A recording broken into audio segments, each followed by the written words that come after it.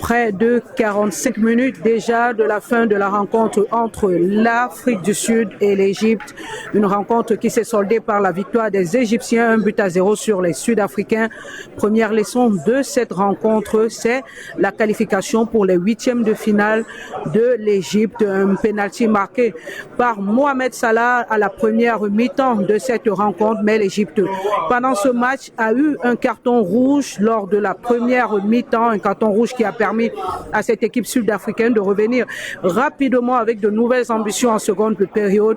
Une rencontre qui au total aura connu la domination nette et claire des Sud-Africains qui malheureusement pour cette deuxième sortie en Coupe d'Afrique des Nations, ici en terre marocaine, n'auront pas pu trouver le chemin défilé, mais il y a une grosse polémique qui enficelle autour des pénaltys, sinon du pénalty d'abord sifflé en faveur de l'Égypte dans cette rencontre. C'était lors de la première période, lorsque cette main par inadvertance sud-africaine a frôlé le visage de Mohamed Salah.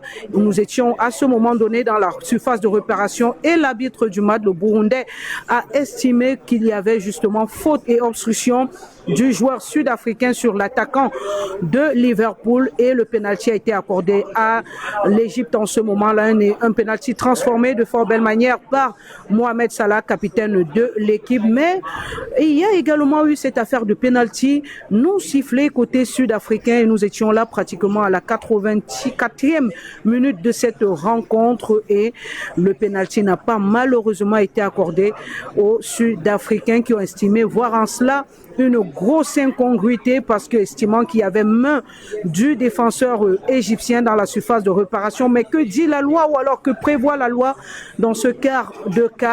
Il faut le rappeler, lorsque la main d'appui est celle qui touche le ballon à ce moment donné, il n'y a pas pénalty. Et dans ces différentes images qui pullulent aujourd'hui la toile et les réseaux sociaux, on voit bien que c'est la main d'appui du défenseur égyptien qui touche malheureusement pour la Sud-Africain le ballon et par conséquent il n'y a pas pénalty malgré le fait que beaucoup de gens voient en cela, il faut le dire aujourd'hui, un pénalty non accordé à l'Afrique du Sud. On était donc ici pour vous servir et pour rendre compte justement de tout le rendu de cette rencontre depuis la zone mixte du grand stade d'Agadir. Raphaël Dipanda, Hermine Maï pour Equinox Télévision.